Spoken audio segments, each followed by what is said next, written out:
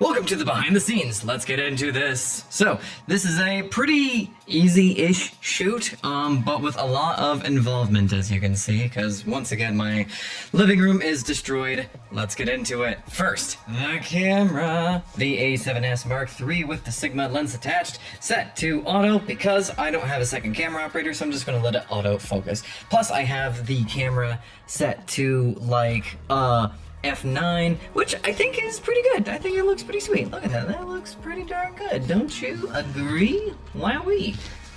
I have this apparatus set up to the newer electronic slider, and I just have like a couple of stands to keep it up.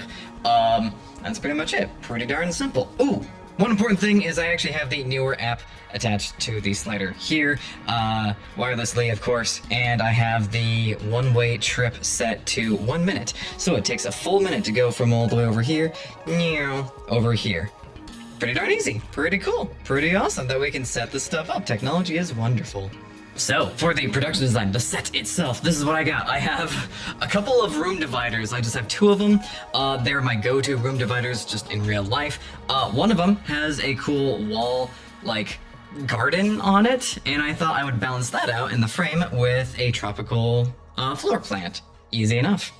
Then I have this table from Goodwill, also pretty easy enough. It kind of looks like a cafe table, I suppose.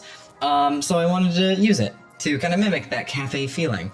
And I have a blue chair over here that I got at Walmart like literally 10 years ago. It's a cheap, dinky thing, but I thought this looks less homey and more just, I don't know, is this a home? Is this a kid's toy? I don't know what it is. So I decided to just use this chair because all the other chairs I have is very warming and cozy and not a cafe.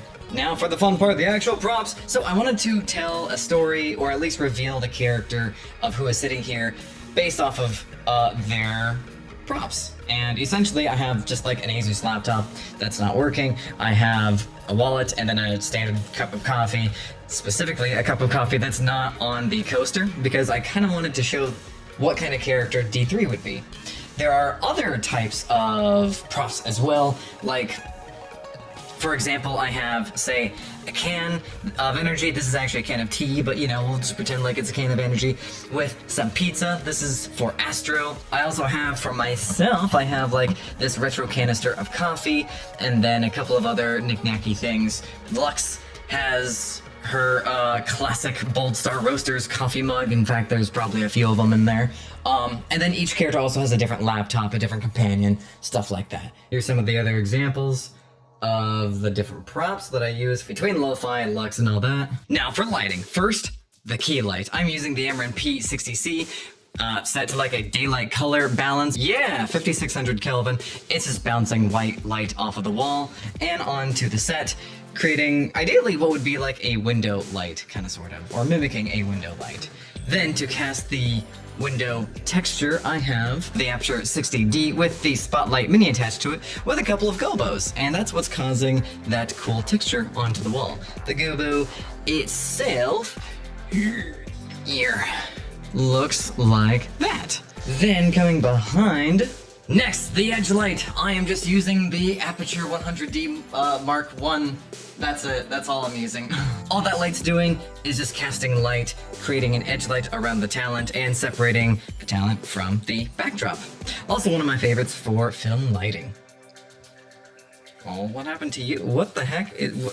Who did this to you? It's probably me. And the last light, wow, you can't see anything from over here. This looks kind of cool, actually. And the last light, the background light, aka the light that is casting a cool accent across the whole set, is the Amaran 300C, which is set to like this weird yellowish tone or hue. Yeah, I'm not really sure what kind of color this is. In fact, in the camera, it's way different than what it is to my actual optics. To my optics, it looks way more yellow, but I guess in this particular camera, it looks a bit more orange? Regardless, I think it looks cool. I don't know what this is doing outside creating an accent. Maybe it's something for some cool science fiction thingy. Yeah, I think it adds a nice little kick or accent to the whole frame. And then the last light that I use for those that actually have a laptop is I use the Aperture MT Pro set to kind of a daylight balance color with a little mixture of green, just to add a little bit of that digital element to it. And that's pretty much it.